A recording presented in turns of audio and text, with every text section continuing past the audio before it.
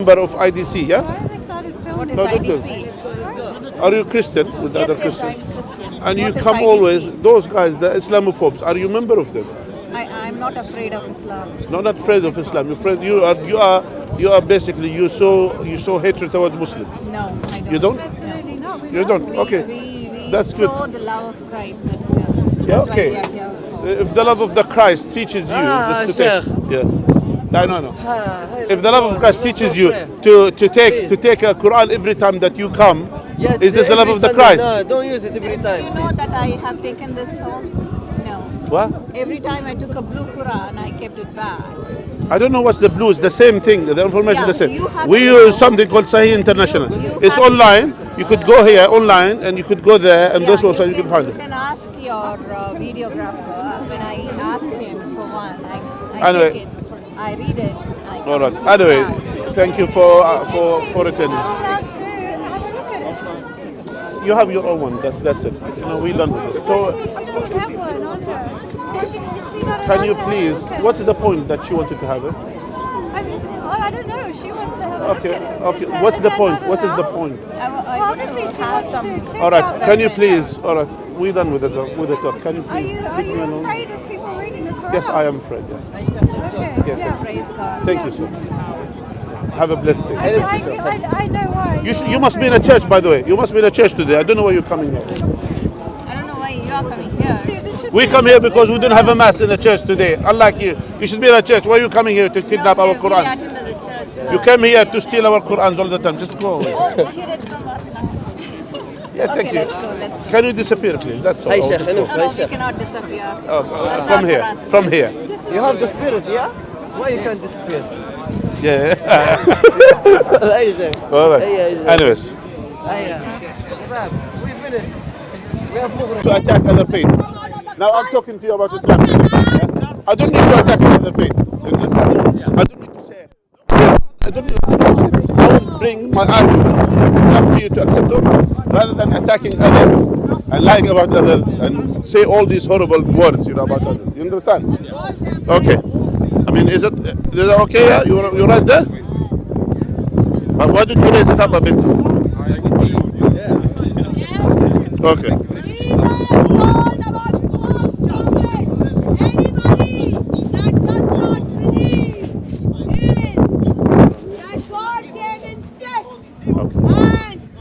Yeah, you ready? Halas, I'm not going to wait for you. Anybody that does say that Jesus did not come in flesh Because you, is a false prophet. see, the brother is always ready, not like you. Muhammad, the father of life. Shall we start again?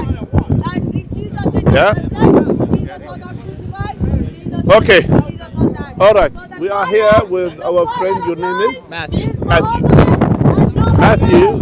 is, The father of you life, came from the United States, messenger yeah? of Satan. Your question was about the spirit. Are we separate from God, or are we connected to God? What is our connection? That was your initial question, yeah? And we have agreed in the beginning of the argument, yeah, that if the truth was whatever it is, we have to embrace it and follow it. That's what the agreement, yeah? And I told it earlier, if I prove to you that with your own reasoning that Islam is the right way and the true way, have faith in God and follow God, you said you're going to be embracing God.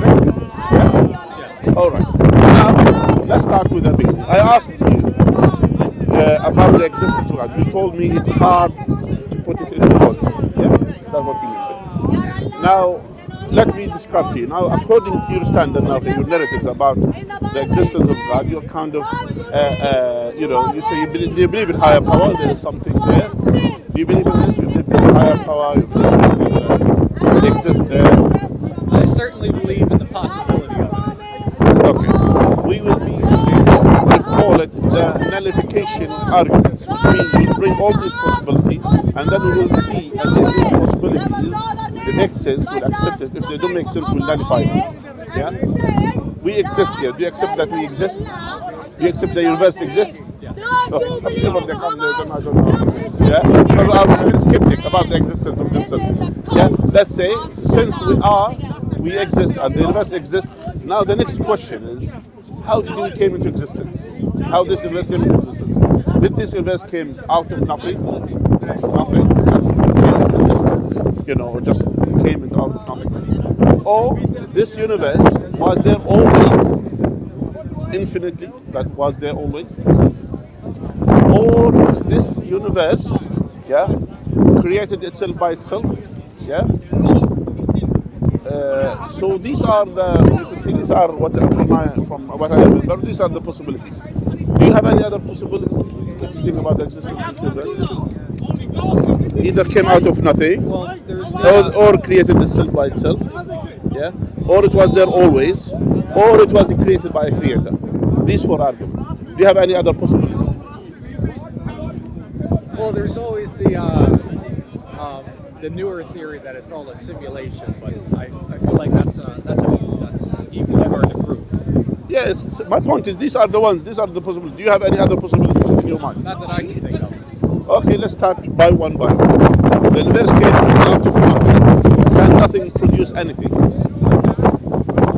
Let's talk about nothing. The absence of everything. The absence of material, the absence of energy, absence of everything. Can it produce anything? Can nothing produce something?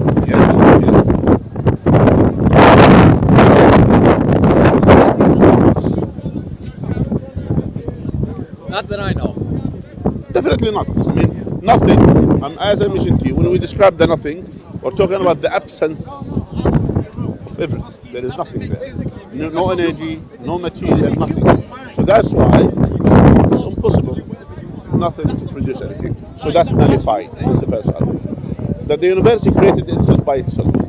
Meaning that the universe, it has to pre-exist before existence. To create itself, just like you giving birth to yourself.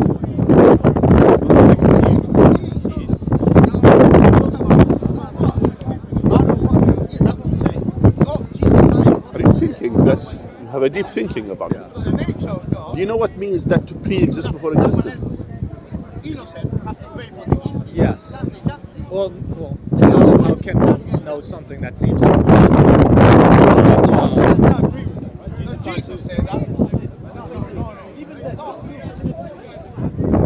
I mean, it doesn't need to have that deep.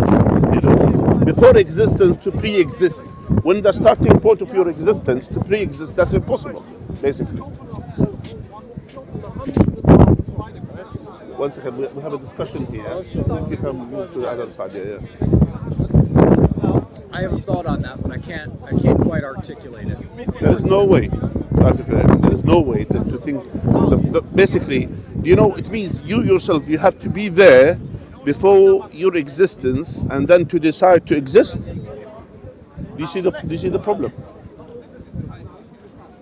Can you see the problem or you can't see the problem? Well, decide to exist. No one decides to exist. Yeah, that's my point. That's why no one decides to exist. That's my main thing. Because there is no one decides to exist. Except after you do already exist. السلام عليكم. جزاك الله خير. الله يرضى عليك. الله يرضى عليك. جزاك الله خير. يحفظك الله. الله يحفظك. I mean, no one decides to exist after you do already exist. I mean, that's obviously you decide to exist in this moment after you've existed for so many more moments. Yeah, basically that's impossible. That shows it's impossible to pre-exist for existence. And so you'd have to have always existed. So then the last Following argument line of to be always existence, meaning infinity. Does infinity exist in the real world? I would argue yes. Based on what? Well, the mathematical nature of the I am universe mathematician. and energy. Yeah, it's finite. It's finite. I don't know if I would agree with that. Mostly due to the sort of fractal nature that the universe finite. has. Not exactly. It's infinity within a finite space. They describe it, but it's finite. Since there is boundaries for this universe, that's finite. Boundaries, but it goes infinitely deep. No, it's finite. The universe is finite. Have you ever heard of something called the Mandelbrot set? I'm mathematician. By the way, I am mathematician. We are using. You have that. Yeah. I'm mathematician. That's something that really listen, I am mathematician, and I know infinity is a hypothesis. It's an assumption describing something cannot be achieved, for example, with our own mind. Which means, for example, infinity plus 1 is still infinity. Infinity minus 1 is still infinity. Infinity plus 1 minus 1 is infinity. meaning it is a figure. It is something that it has no existence in the real numbers. So since this universe is real, and since the particles and the atoms and everything are real, that means it is finite. And this universe, this universe, it's I feel like that's a big assumption. no, because this is how it is. By the way, for example, when you are talking about material, you're talking about existence material. You're talking about the beginning of the universe. So it has a beginning. So and as with all cosmologists as well, believe the universe has a beginning. So and that they try to describe the beginning by Big Bang or whatever, you name it. Yeah. Even though I'm not necessarily fond of Big Bang theory, whatever. My point is they agree that there is a starting point. So since there is a starting point, that means it's not infinity, basically. It's finite. Anything that has a starting point is finite. Simple as that.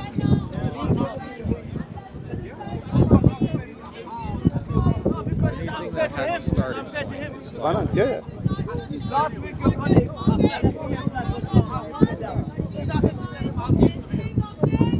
So I'm talking about real life. Real. Okay. So you think that the universe will end someday? Yeah, it will end somewhere. It will eventually it will end at a certain point. How do you think that's going to happen? Now, how do you think that's going to happen? That's the answer, which the Quran has answered this one. Before we get to that point, let's establish this. Yeah. So since infinity, it is an assumption, a hypothesis describing something which is describing a huge number, but still, we're not talking about the universe, real life thing, or you could say that means it's a finite. So that's why that goes as well, that when we're talking about the beginning of the universe, that means basically it is finite. So that's why it's impossible to say the universe existed, was there always, and will be there always. Yeah. So then we come to the last conclusion, which is the universe was created by a creator, which was called basically this creator. The narratives that we have in this universe not necessarily applies to this creator. Yeah? The narrative that applies to us here, it's not necessarily applies to this creator, which means again, and that is God. When God. And that's the definition that's when we talk about God. But let's talk about the higher power before we come to the point of God. Okay? So this higher power created this universe, and this higher power has certain characteristics. Yeah? All-knowing, knowledgeable to do things. This universe, the way that it is, the way that it's structured, has to come out of knowledge. It doesn't come out of ignorance. Yeah? Secondly, all-powerful, so powerful to create this humongous universe. And as well has independent will, has the will to decide to do something, not to do something. And that's, if we accept this, then this is what we're talking about God, we're talking about the divine, the creator of the heavens and the earth. Do you agree? Could you restate that? So, the creator of this universe, that's the last option which we have. Then if there is a creator, this higher power has certain characteristics. Should be all powerful to create this universe, should have the power, a possessor of all power, basically, to create this universe. Secondly, has to be all-knowing, so intelligent, all-knowing, knowing everything, yeah, to do what is to do, to create this universe the way that it is. Thirdly, should have independent will, yeah, meaning that will decide to do something without, for example, influence of any other. Will decide to do something, will decide not to do certain things. And that is the definition of God.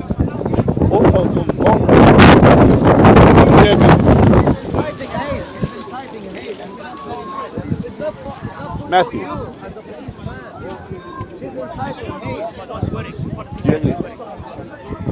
Even as a Muslim, you swear. You Maybe. represent your own religion, that's it. Don't care why you fight. And I say maybe because I only think that. Because you don't have many other choices. I understand. By the way, that is here. Let me give you something. And actually, instead of being skeptical about, for example, these things, it's actually when you put all of these things, the puzzle. Yeah, the puzzle. Each piece has its own particular thing. When you put it in the particular place, then everything makes sense. Yeah. Now you are in a situation because you are skeptical about different things. It's just like a puzzle which is all over the place. But when you put things in place, then everything will make sense to you. And that's why in Islam we don't believe. In Islam we don't believe in blind faith. We believe in understanding. We will use our own reasoning. We will use our own. Both sides. Yeah. You're supposed to analyze the language you use it. Yeah, we will use our own analogy, we will use our own reasoning to understand about the purpose of our creation. Now let's establish this. Let's me and you accept there is a divine. And this all-powerful, all-knowing has independence. Yeah? Since we don't have much other choice. Yeah? The question is, why this divine, why this creator created us? For what purpose? Why? Why are we here? Remember, bear in mind that this creator is all-powerful, all-knowing, meaning he knows what he has created. When I say he doesn't mean he has a gender, I'm talking about he has, just to describe it.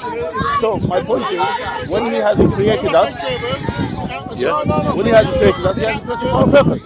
So he knows why he has created us. Now the question is to you, Matthew, what do you think the purpose of our creation? Well, that relies on there being a divine. What?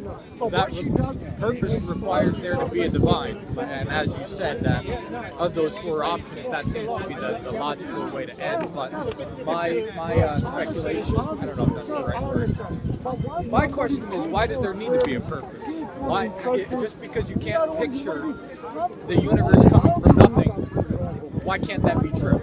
Yeah, because I am going with The the absence assumption. of proof is not proof of absence. I agree with you to some extent, but here we have already proved that there is no proof for nothing produce anything. Basically, simple as that. So that's what the Quran is that argument. Basically. Yeah, the proof of absence. Absence is proof is not the proof of absence. Just because something hasn't been proved. I agree. That shows, that tells us with our own reasoning, that nothing produces anything, basically. It doesn't produce anything. It's nothing, nothingness. We know what is nothingness. Nothingness. No energy, which actually, just the hypothesis itself is impossible to imagine. You understand? You may find something absence of material, but you cannot impose absence of power and absence of energy. Why? It doesn't exist in the real life, in our life, in this universe. It doesn't exist. Think about a vacuum of material, but there is impossible to have vacuum of energy of the gravity, whatever the impact, whatever the things, even the gravity of particles around that vacuum, they still have kind of influence. So just only to think about it, it doesn't exist even. Yeah. What's happening? Yeah, police because of recording. Just tell him to leave the park. Okay. A possibility. I'm saying it's not necessarily impossible. Because just because something hasn't been seen doesn't mean it's real. And that's God itself right there. Just because you can't see it doesn't mean it's not there. Impossible means I'm using the same logic. If you say that it is not impossible, there is certain possibility of happening. Is it correct? Sure. Yeah. So let us take two possibilities. One is something. There is something called nothing. You say I'm using terms, but forgive me about using misterms, because let's see nothing as something. And then you proposing that from this nothing, something can come. Okay? This is one option. And our position is that nothing can come from, something cannot come from nothing. This is our position. These are two possibilities. Now, if I go to through our possibility, it logically leads to a being beyond this universe. He is capable of creating everything, and he is able. All qualities belong to him. Okay. Now, given your possibility, let us analyze that. Whether that means that there is a creator or something able entity beyond this universe. So your nothing is able to create something. By your definition, nothing. Now I am going your possibilities. Your possibility. So your possibility is that your nothing is capable of creating nothing as something. Yeah. So now we'll characterize your nothing. Well, maybe it's my it's brother, another you way know. around. Maybe nothing defines something and something defines nothing. And I That's just had a again. thought You see here, that's while a you were problem. saying that, because you take something real like mass or energy, you go down to the atomic level, subatomic level. You know, you got your neutrons, protons, electrons. Then you go even deeper and you get your quarks. And say you have the most individual finite building block of matter. Is there space between that and the next individual building block of matter? And if so, is that space between not nothing? No. Do you know why? Because there is energy there. Well, what is energy? Yeah, the energy between these particles and these particles, there's energy there. Even with that, there is energy. When I'm talking about nothing, I'm talking about the absence of everything, including energy. There's no energy at all. You have quantum fields. Basically, your fundamental building blocks are no longer fundamental building blocks according to present understanding. We know that quantum fields are pervading all the space. Quantum what? Quantum fields. Fields. Quantum fields. From there, from quantum fluctuation, particles pop out and goes to normal space. Energy from other fields. So this quantum field basically causes everything is energy. So you're nothing, whatever you are trying to bring by nothing, physically something, physically not nothing. It is quantum fields.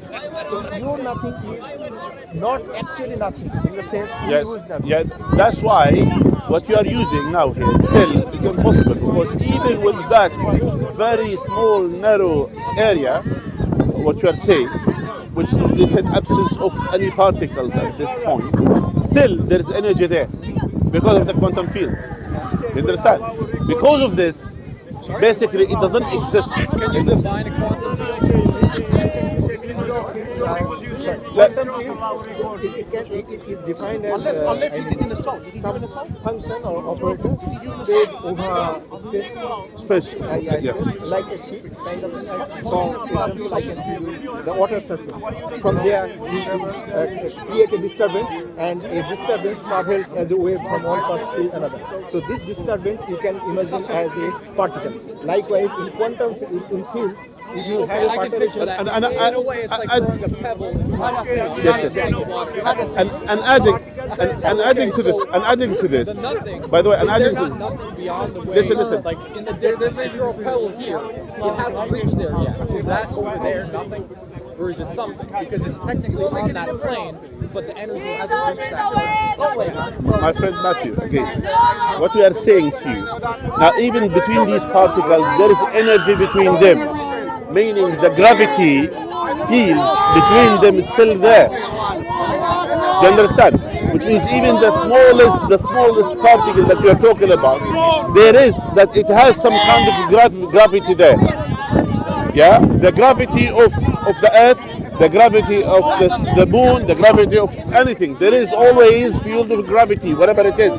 Even the gravities of the particles themselves.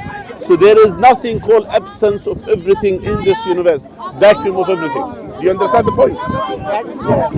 Did you get it? He got it. Do you understand the point? So that's why nothing produced nothing. That's what it is. It's impossible. You're talking about things which doesn't exist.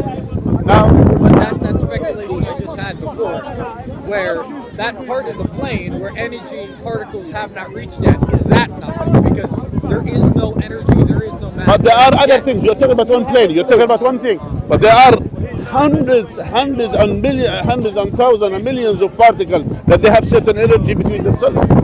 The particles themselves, there is energy between them. You said go to the smallest thing, and the neutrons, for example, or the smallest thing. Between them, even the photon, they said this the smallest thing. Yeah, they said even there is, as when between a photon and another photon, there is energy between them, which they cannot describe. whatever you are terming as a field, not including this is a field, and this field has energy. Sheikh is trying to convince you that whatever you are saying that that is empty space or something kind of that, that is it possesses energy. So that is the thing. You cannot have it possesses it has energy within it. For its own existence, it has to have some energy ability for existence. Even space-time has its own energy. You know? For something to be in existence, it needs some ability to be in existence and to be held in existence. So that is how now modern definition of energy goes. You know? So, you know. Now, so, do you accept now the argument that nothing produces nothing, and there should be something to produce something? Yeah. If there is anything called nothing which is able to create something, then that nothing remains nothing. It becomes capable. Yeah, basically, the nothingness is a hypothesis. It doesn't exist in the real world. That's how it is. So that's why, even with this, that this space, when this space started as a starting point, where it was it in a space? Is it in space? This is the problem here. That's why they can't describe it. So that's why vacuum and absence of everything, it doesn't exist. So that's why, going back to the point, so there must be a creator for this universe. Then the next stop, or the next point is, what is the purpose of us, of this creation? Well, my next stop would be, is the creator infinite then? Now, what do you mean by infinite? Beyond time and space. Beyond time and space, yes, that's true, because God is not bounded with time and space. But we need to describe as the meaning of time. Are you talking about God was before the time or whatever? Again, even the description of time, which is, for example, which is the period between an action and next action, if this is considered to be time, that applies everywhere, basically. But God is beyond this, beyond what our imagination, beyond the space, yeah, in terms of the space. But in terms of that, in the same time as well, that God, when God has created this universe, yeah, so that's why we need to understand about the limitation about God. When we're talking about God choose to do certain things, created this universe, and actually not necessarily mixing with this universe, yeah, not necessarily. Which is the answer to the question.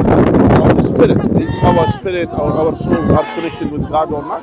That's how we say no. The spirit are the creation of God. God has created our souls and our spirits. Yeah, God has created, not necessarily is basically a consequence of His creation rather than attached to Him. You understand the difference? I don't, because I don't understand how something can interact with another thing and not be attached. Now I will tell you what's the meaning of this. When God has mentioned in the Quran, people will ask about the soul or the spirit. They will say that the soul is one of from the commandments of my Lord, and I don't know much knowledge about it. Meaning, these are from the secrets of God. Which is the soul? What's the difference between is it energy, which is they cannot use as energy? Does it influence the energy? It could be, but where it came from, they don't know. What does it do when there is a life in a cell? When there is a spirit or the soul goes to the cell, it functions. And if it's not there, it doesn't function. Where this soul came from? Who influenced this soul? Let alone that this soul has a conscience. Us. When this soul, when this spirit attached to the body, then you have a conscience to decide to do things, to decide not to do things, which is something beyond, again, our imagination. That's why we go back to say, actually, we came from something, which is the Creator. He has created us and created our souls, and at least this is the thing here, the purpose of our creation is to be grateful to God. Basically, that's what God wants from us. That's why we have our own conscience. That's why we are able to decide to do things. We are able to decide the right and the wrong. We are able to make mistakes. That's why we have this freedom of choice. Yeah, we have free choice. Because of this, God has created us for this purpose: to choose to worship Him, to choose to be grateful to Him. Otherwise, if it's about creating, creation that eat, drink, reproduce, animals do better job than us. Yeah. animals do a better job. They eat, they breathe, they breed. They don't have to. They don't cause pollution. They don't cause atomic bombs. They don't do all of these things. They just only, they are there. They live and die, and that's it. But He has created us for a deeper I don't being. know if that's completely true. I do have an anecdote off the top of my head in that supposedly billions of years ago, and there's proof of this in iron ore in Michigan, that there was a large group of prokaryotes, like single-celled organisms, colonies of them, and they were producing oxygen. And they ended up producing so much oxygen, they wiped out 99% of all life on Earth. So I'm using that as an example because life can pollute, it can destroy other life without even knowing. Something single-celled. My point is, can destroy other life without even realizing. no, my point is, this is without the conscious. For example, that these yeah, this would, because they don't have this consciousness to know what to do, what not to do. Unlike us, we choose to do this knowingly. What's the consequence of our things? We do that. We know when you guys there, when you threw the atomic bomb to Nagasaki or Hiroshima, you know the consequence was going to happen.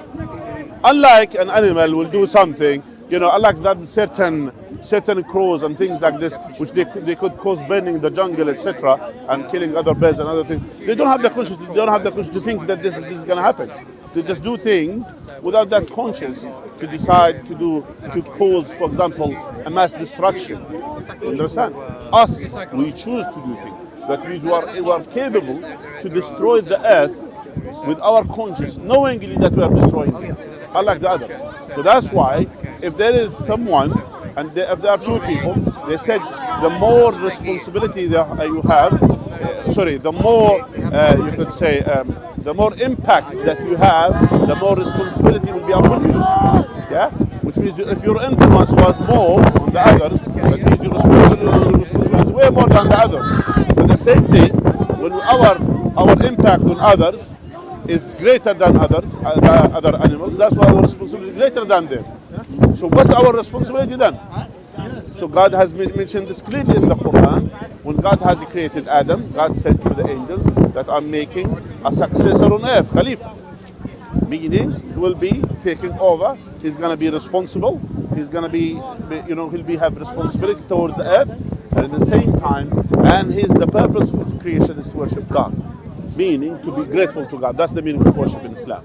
And worship in Islam, not necessarily only the prayer that we do and the act of worship. Everything that we do on the day-to-day things, this is an act of worship.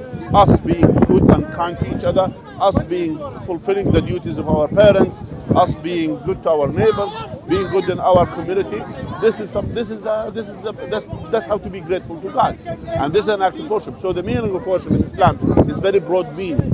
It's not just only your relation with God, it's as well your relation with the creation of God, including the mankind, all other creation of God. So we are not allowed, for example, to hunt just for the sake of hunting. We are allowed to hunt for food to eat. Otherwise, we shouldn't be getting these animals as a target just to hunt for the sake of hunting. Or fishing for the sake of fishing. Or killing creatures for the sake of doing that. No. So we are bounded and restricted with these things. And at the same time, God has made certain laws and legislations, which is as well, what it will do, it will manage our relation with our parents, manage our relation with our sisters, brothers, manage our relation with our neighbors, our community, etc.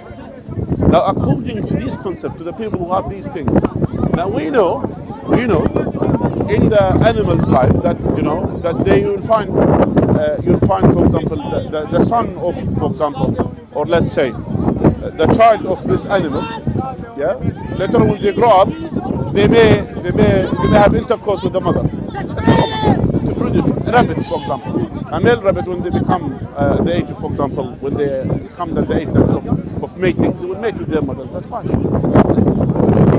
For us, is incest something which is lawful to be done or not unlawful to be done? And who decides? Us? Are we voting about it? So we vote about, for example, our morality?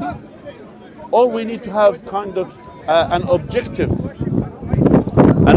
example, you could say, impact or influencer on us to tell us what are the things which is lawful, what are the things which are not lawful. What do you think?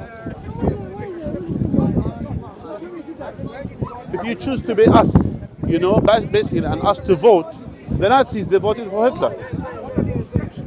They voted. That's not super true. The Nazis only had about 40% of the parliament before they completely took over. It doesn't matter. It happened. 40% voted for him. Sure, Which means they had power, but they by the way, it doesn't matter. So since there is 40%, that tells you something.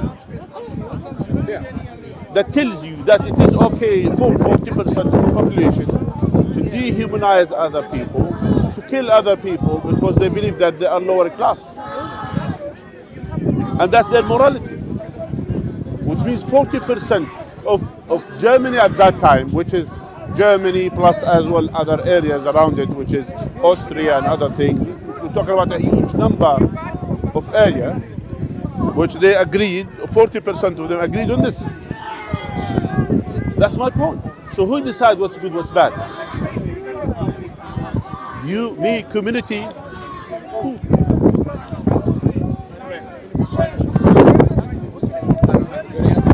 The good answer, there should be an objective morality. This objective is not attached to us. It has to be independent. I was telling us what is best for us. Because he is the one who created us and knows what is best for us. And do you believe in evolution, like that humans came from apes or anything like that? Why? No. Do you know why? Because if that's the case, as you said before, we have to do what's good for us, right? As we all.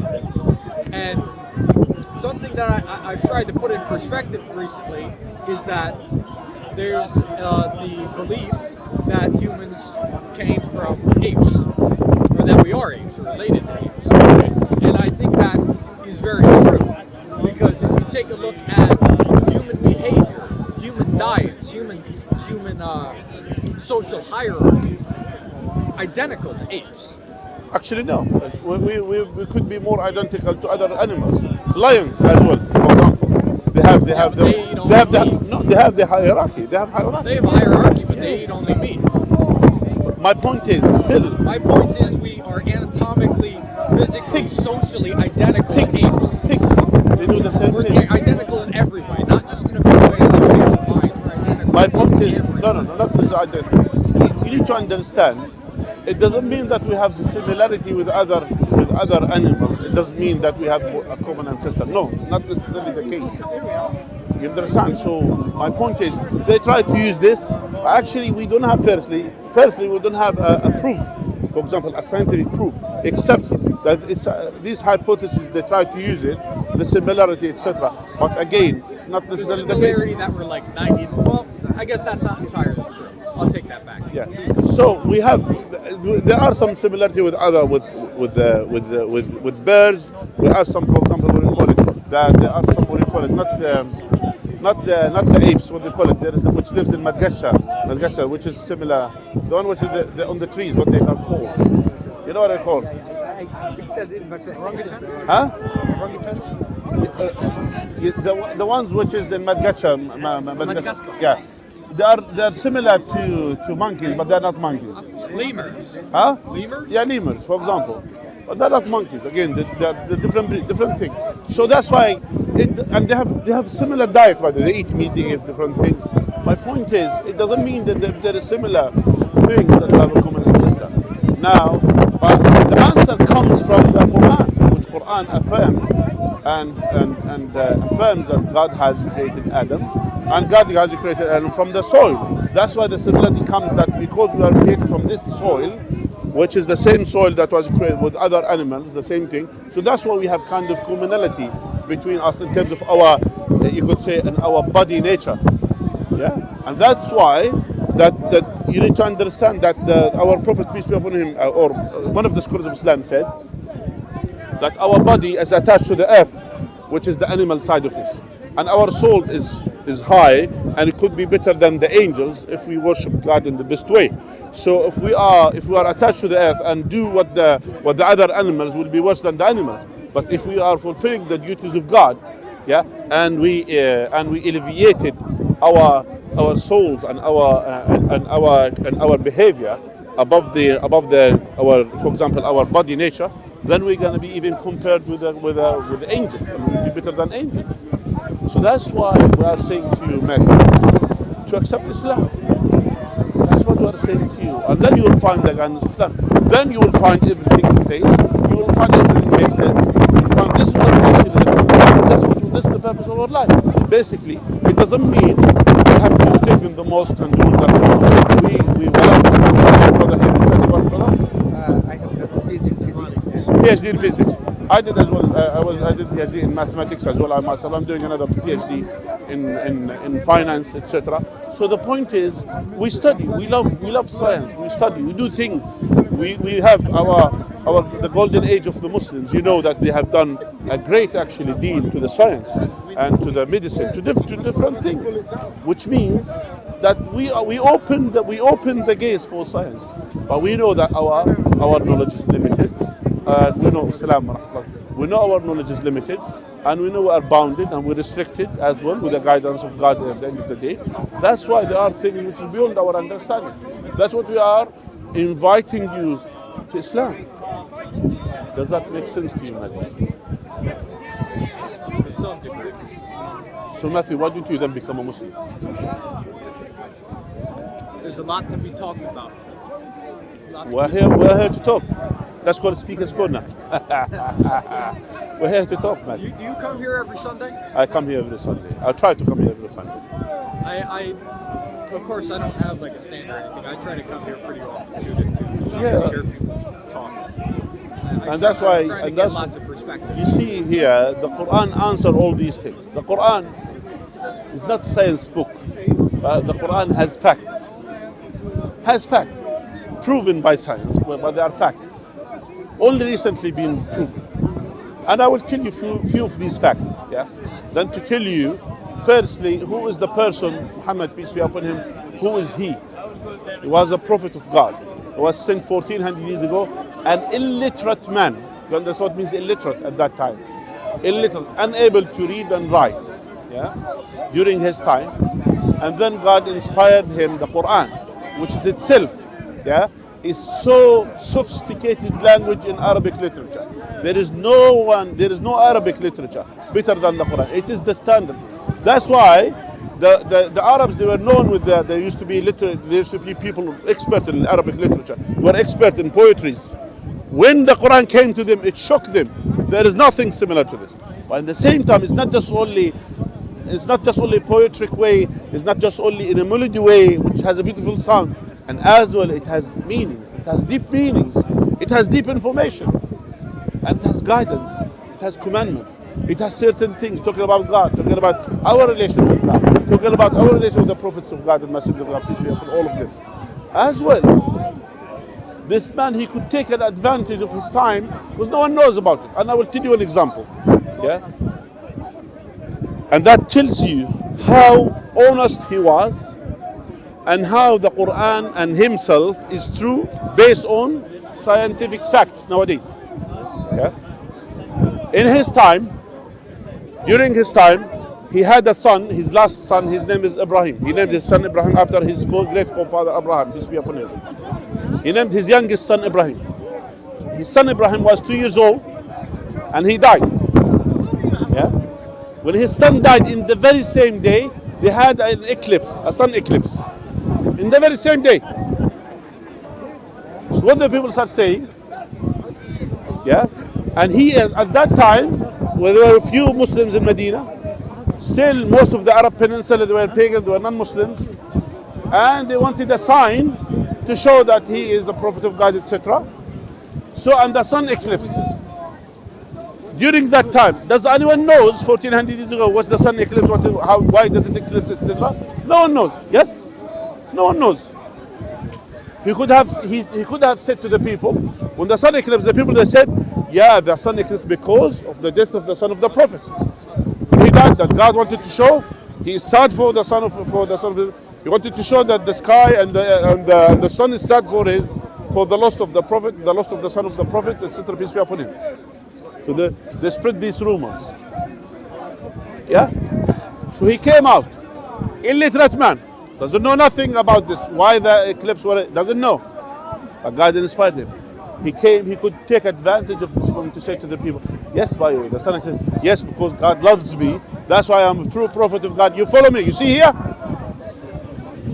Rather than what he did, what he said to the people. He said to the people, "The sun and the moon, those are signs of God. Those are signs of God, created by God. They will never have eclipse due to the death or the life of anyone, including myself, including my own family. It has no significance. But if you see this, just haste and run and pray to God. That's all. That's all. Nothing else." So the point is, Matthew, was he able to mislead the people at this moment? I have no idea. You know, he was able. No one knows what's the eclipse. You could say this. Again, bear in mind, he's illiterate. Doesn't know nothing about the Greek philosophy or Indian philosophy. Doesn't know nothing of this. Illiterate man. Has no clue about this in terms of science. He wasn't a scientist. What he said to the people, the sun and the moon, those are signs of God. Those are created by God. If you see them, the eclipse, just go haste and run and pray to God. That's all. Nothing else. Was he able to mislead the people? Yes, he was. Was he able to take this for his advantage? Yes. But did he do that? No. Why he didn't do it? Because he's a prophet of God. Yes. Because he will never say something out of lie. Even for the sake of his follower, even for the sake of his faith to grow up, he didn't use this for his advantage. And this is a true and authentic story. What does that tell you about his characteristic? About his character, what does that tell you? You lost me. Yeah? You lost me. So it tells you that he's an honest man. Am I right, Matthew? I don't have an answer to that. I'm sorry. I'll be honest. He's in a competition right now. Matthew, I know it's hard to take hard decisions. I'm not saying it's easy. But the hereafter worth it. We're going to die, Matthew, eventually. And we're going to be standing before God. When he will be questioning you at that time. Why you haven't listened to my message? What will be your answer? I wasn't convinced enough. But inside you, Matthew, inside you, I know deep inside you, there is good thing there. Deep inside you, you wanted to believe. But I know you are reluctant due to many other factors. Just think about the biggest thing in your life, which is the purpose of your creation, the purpose of your existence. Why you are here. And there is God. And God will question you. And if you didn't submit to his will, then there's going to be a consequence for this. And each one will face the consequence of our decision, of his decision. What you going to do? How are you going to answer? That's why, Matthew, we are inviting you to Islam. And we are urging you to become Muslim. Because that is the answer for all the questions that come to you. What do you think, lad? I think I'm probably going to meet you here again a couple of times on Sunday. All right. We'll have a few more conversations. All right. But for now, I'm getting pretty cold, so I think I'm going to head home. All right. Well, I don't want to delay. Do you have a Quran? You have a copy of the Quran? You got it? Okay. And you could go. Yes, mate. Okay. That's something worth it to read as well. Okay. All right, Matthew. Nice to meet you. All right, nice meeting you. What was your name My name is again? Mohammed. Mohammed. Nice to meet you, Matthew. Look after yourself. Yes. All right? You too. I wish to see you again, but read properly about the Quran. And when you read, open your mind and heart. One thing. The other thing, I will ask you a favor. Today when you go home, take a shower a warm shower, then sit there and say, God, you are there, you hear me, you see me, guide me. Try to do this and see how things go. Yeah? If you are sincere, God will guide you. That's all. We ask Allah to guide you, my friend. All right? Take care of yourself. All right. Bye.